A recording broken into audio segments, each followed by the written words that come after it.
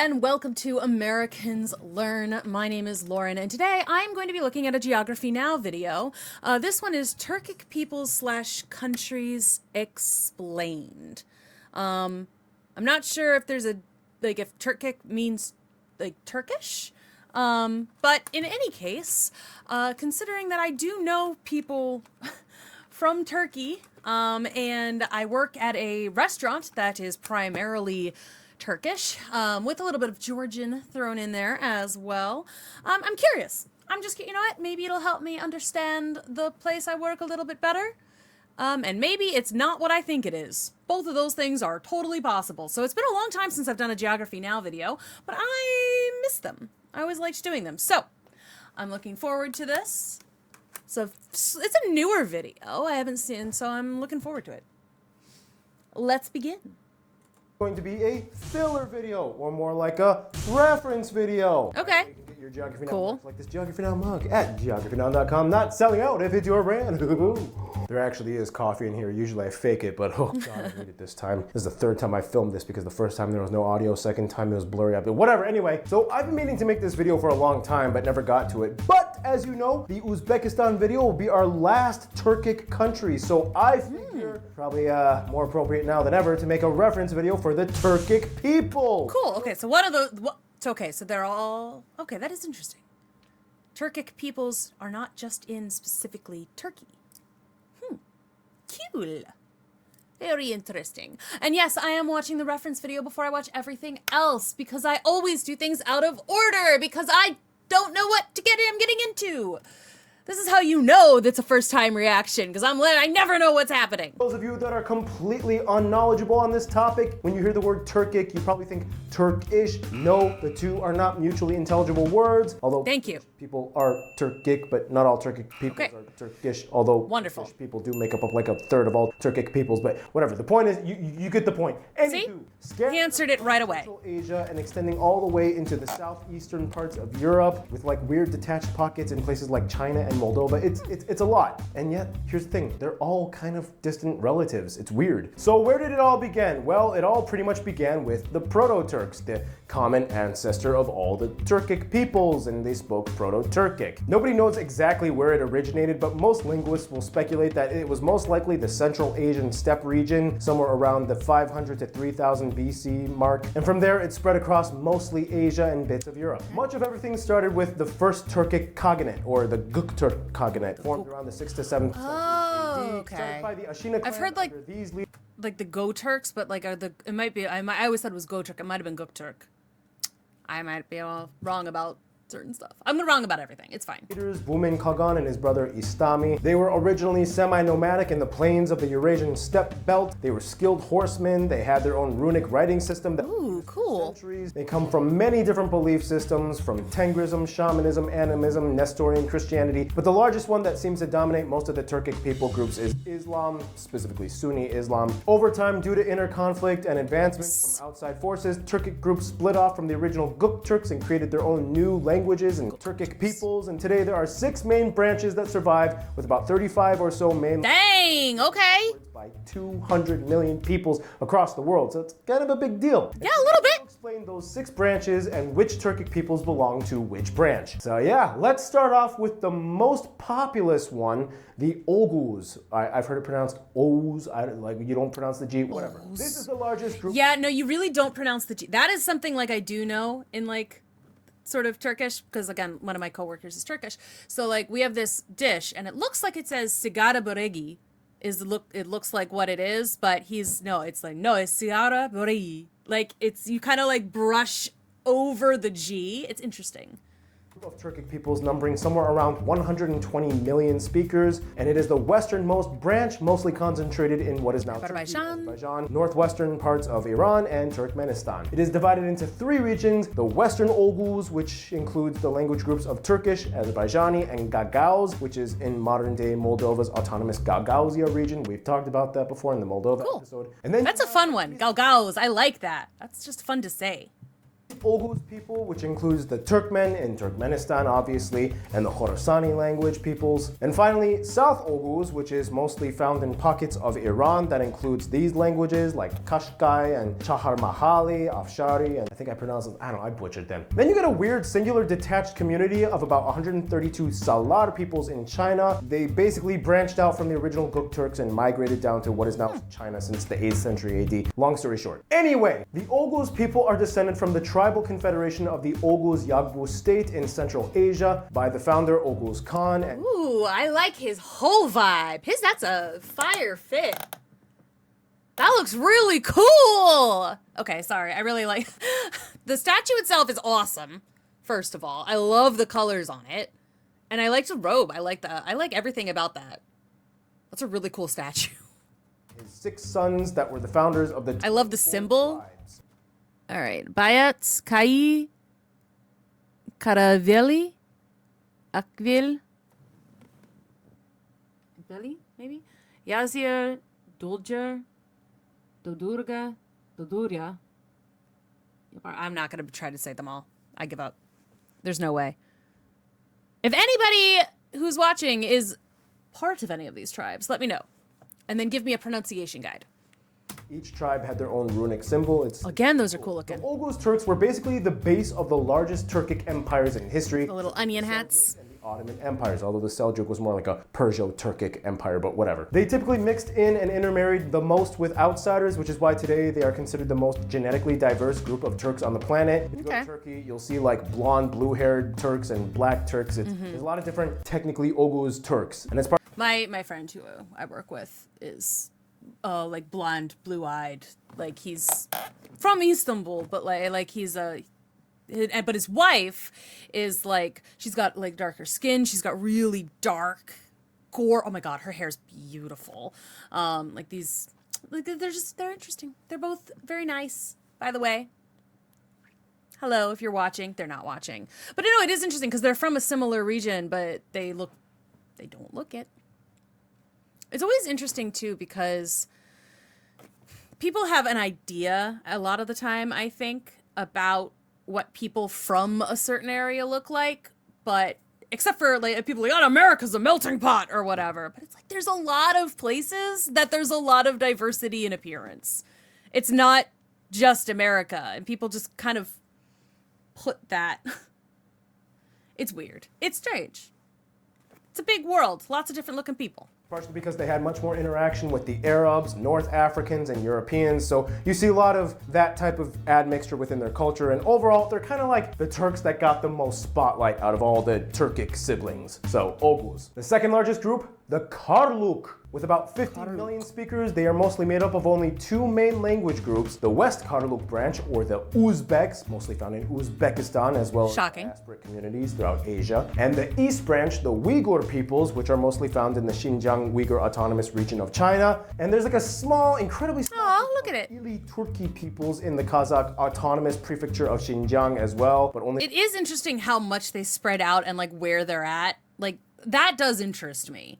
Like, why sometimes like the little speck, and it's like, how long have they been there speaking in that language while other people filled in around them? Because they have to have been there first, right? Like 30 families are documented to speak it. It's very small. But wow, like, that's these tiny. are the only three surviving family groups of the Karluk Turks. Basically, these three member tribes of the Guk Turk Khaganate, the originals, they kind of branched out and they formed the Uch Karluk Union around the 7th century AD, and thus the Karluk Branch was born. And also around the 8th century, the Karluks built up strong armies and they marched as far as the Amu Darya River, and they established their own independent Yagbu and Khanate states, which ruled for centuries. After taking control of the Iranic Sogdia region, they had control over some of the most important cities along the Silk Road, including Samarkand, Bukhara, and Kesh, all of which are Uzbek I've heard of Kesh. today. So overall, Karluks are kind of like the Turks that broke off and kind of worked at the cross. I don't know why. Between the ancient Chinese and Persian worlds while being their own things.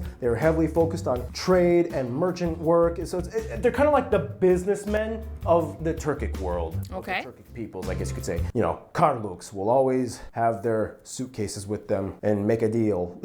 Number 3. Okay. The Kipchaks. Sure. The third largest group of Turkic peoples, the Kipchaks, made up of about 33 million or so peoples divided into 4 regional branches. This is going to be an interesting one. The largest one, the South Kipchaks, with the largest language being Kazakh, spoken mostly in Kazakhstan, and the Karakalpaks in the Karakalpakistan Autonomous Region of Uzbekistan. And they have a bunch of other smaller cousin languages, mostly found in what is now Russia and the Caucasus region. Then you have the Eastern Kipchaks, mostly made up of the Kyrgyz peoples in Kyrgyz. I've heard of them too. The North Kipchaks, which are the Tatars and Bashkirs in what are now Russia. And finally, the West Kipchaks, also all of whom have communities in what are now parts of Russia, as well as Crimean Tatar. Weirdly enough, there are 2 offshoot Kipchak Turkic language groups that are spoken by non-ethnic Turks. The Urum language found in Ukraine and Georgia, but it's spoken by ethnic Greeks. And the almost extinct Kirmchak and Karaim languages that are spoken by Jews. Then it fuses a lot of Hebrew loanwords, yet at the base, they are Turkic languages. Interesting. So, yeah, there's a story behind all that. It's a Kipchak, man. Long story short, Kipchaks were a small group within the Göktürk times, but during the medieval period, they got their spotlight and kind of made their own new thing. Known as the people that wore battle masks, mustaches on them, they created the Ottoman Confederation, the most powerful unit within the steppe region that expanded all the way from the Danube River in Europe, all across Central Asia to the Irtysh River in what is now Russia, influencing the politics of every part in between. That's huge. That's domineering peoples into the Mongol invasions. And here's the thing, Kipchak history is pretty complicated. Basically, although they had many powerful khans, they didn't have an exact centralized source of power. And they were often just kind of hired as mercenaries and military assisters in neighboring empires, kind of like what the Cossacks were to Russia. And so like then a badass sort of reputation, but an inability to like maintain power. Then it sounds like, because I feel like that's what happens a lot of the time too with more spread out power structures. If there's not a central system, like they can't maintain power over a vast like parcel of land. So okay, but the Cossacks like I mean, when I think of Cossacks, I think of like they were like badass soldiers, right? So I'm assuming this is a similar vibe here. Crazy. Even after the Mongols took over, they still saw value in Kipchak soldiers and even established entire regiments of Kipchak warriors in the Mongol army. They were even imported as Mamluks, or military slaves, sent as far as Egypt and North India. And here's the thing, when they went into India, in fact, in the 13th century, one of them, Itutmish, became the Sultan of the Delhi Mamluk dynasty. Good for him. Razia, the only female Muslim ruler of Delhi. Basically, to conclude, although good for them, we'll say they have some degree of a fighter spirit in their ancestors, Kipchaks are kind of like the relentless exception. Like, even when they were enslaved, they kept fighting and found a way to still come up on top and like even like rule parts of the places that they were sent to as slaves. Like Kipchak mate. The first 3 and largest Turkic family. Good for them. And it's crazy to see how each one was formed over the millennia through migration and interaction, through surrounding people groups with different languages and cultures. And speaking of languages, like I mentioned in this video, you can actually learn one of the Turkic languages, Turkish, with Babbel. That's right, I have partnered with Babbel. And also Duolingo. Thank you. I'm actually really excited because I actually use this app and it's a brand that I actually really like, so you know I'm serious about this promo. It is a language learning app that you can use to learn a variety of offered languages that they have. As you know, part of my job on Geography Now is to travel, and oftentimes I need to brush up on certain lingua francas just so I can be a little bit more immersive when I interact with local populations when I'm traveling. And Babbel is a great resource. It's not like a boring quiz yourself app. It actually involves things like games. You can sign up for live classes with native speakers. They even have podcasts that you can listen to, and they're spoken slowly and coherently, so you can work on your listening skills. It's That's great. pretty cool. You can customize your own goals and your own lessons. And if you think maybe you'd like to learn Turkish or maybe another different language that they have, check out Babbel and get 50% off of their services by going to this link right here. And I'll also put it in the description of this video so you can click on it right away. Get your Babbel experience. So his video is going to be in my description, and you can find that there potentially. I always thought Babbel sounded cool. I can't even do Duolingo. Like, and that's free. So like the fact that I can't keep up with the free app, and then if I was gonna pay for something, that would just be bad. And I still only know, all I can say in Turkish is teşekkür ederim. That's all I got. And once you start learning, start babbling with those people across the world. Cheers. Thank you so much, Babel. All right, and with that, let's finish off with the final 3 Turkic family branches, shall we? Number 4. Let's go. Siberian. You've probably heard of Siberia in Russia. Well, yeah, that's where most of this group lies. The native Siberian Turkic peoples of far eastern Russia. However, some other groups can be found in what is now Mongolia and China. They are split into north and south branches, the largest group with about 500,000 speakers being the Yakut. It's still not very many. Wow. Yakutia Republic, which is also the largest country subdivision in the world. Then That's you a have cool the flag. second Siberian language groups, the Southern Siberians, which includes the Tuvan. It's also a cool flag. Tuva Republic. Then you also have the Khakas in the Khakassia Republic and Altai in the Altai Republic of what is Russia. From there are about 15 or so other smaller Siberian languages and language groups and dialects, most of which either have less than 1,000 speakers, Dang, less than 100. that sucks. And some are detached in China, such as Western Uyghur and the Fuyu Kyrgyz peoples, who are not Kyrgyz. It's a misnomer. And then you have the southernmost Siberians, the Ainu peoples of Xinjiang's Taklamakan Desert. They are unrecognized and usually just get counted as Uyghurs, although they're not Uyghurs, and they use their own language as usually like a secret communication technique. It's a whole other story. But anyway. Cool. Honestly, it's really sad when we talk about like languages where it's like there's 1,000 people who speak it or there's 100 people who speak it. It's like, I don't want these languages to die. It's so cool to like, I don't want them to die out. Languages are so cool. I wish that there was like ways to really save them that weren't language apps, because I can't do that.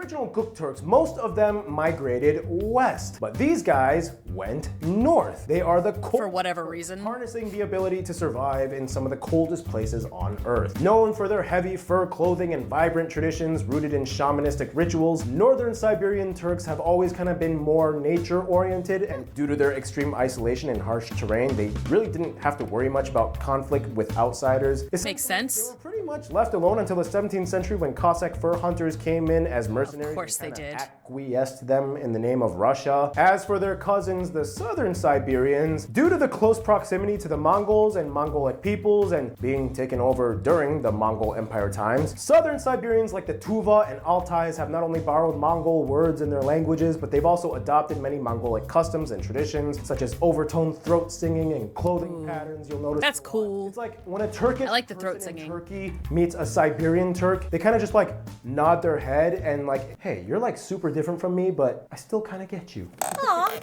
And now we go on to the 2 least talked about Turkic family branches. Here we go. You've probably never heard of these. The first No, one I've is never heard of Oghur most of them. Branch. Today, only one surviving ethno-linguistic group of this branch exists, the Chuvash people and their language. The only known 2 other languages in this branch have gone extinct, the Khazar and bummer. the Bulgar languages. Yes, Bulgar, as in the ancient ancestors to the Bulgarians that migrated from Central Asia before they got mixed in and Slavicized over the centuries, which is why Bulgarians say technically they're not European, but that's a whole other story. Anywho, the Chuvash peoples numbering at I've only known a couple of Bulgarians, and that was mostly when I lived in Baltimore.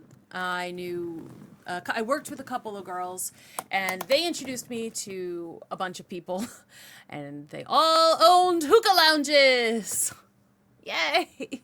About 1.5 million have their own republic within Russia, Chuvashia. Their origins are a little debated, but most will say that they are a mixture of the Suar and Sabir tribes in what was the Volga, Bulgaria region. They have a lot of borrowed Russian words in their language, and most are Eastern Orthodox Christian. Culturally, you'll see a lot of pictographic imagery in their artwork and their symbols and their ornaments and embroidery. They're cool looking. All the symbols and like the flags and stuff in this episode have been excellent.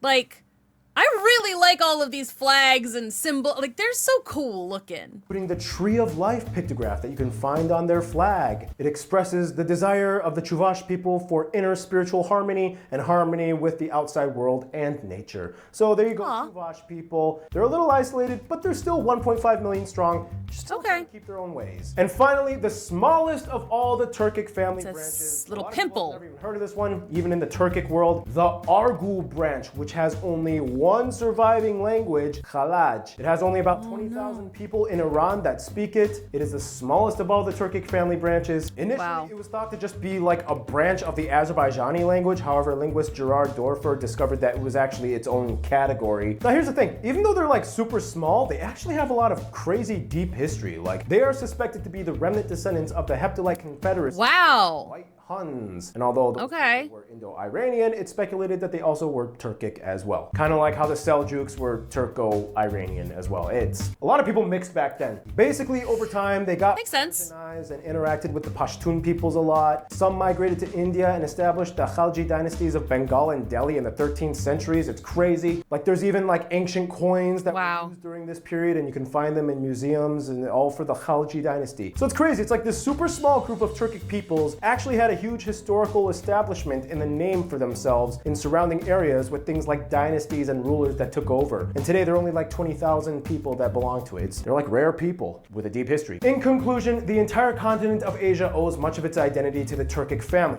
Yeah, wow. Many chapters of Asian history were built off of them. Anyway, if you didn't really learn much from this video, if there's one I feel like I learned a lot. All you have to know is that people in Turkey today can kind of look at Siberians and be like, we got something in common.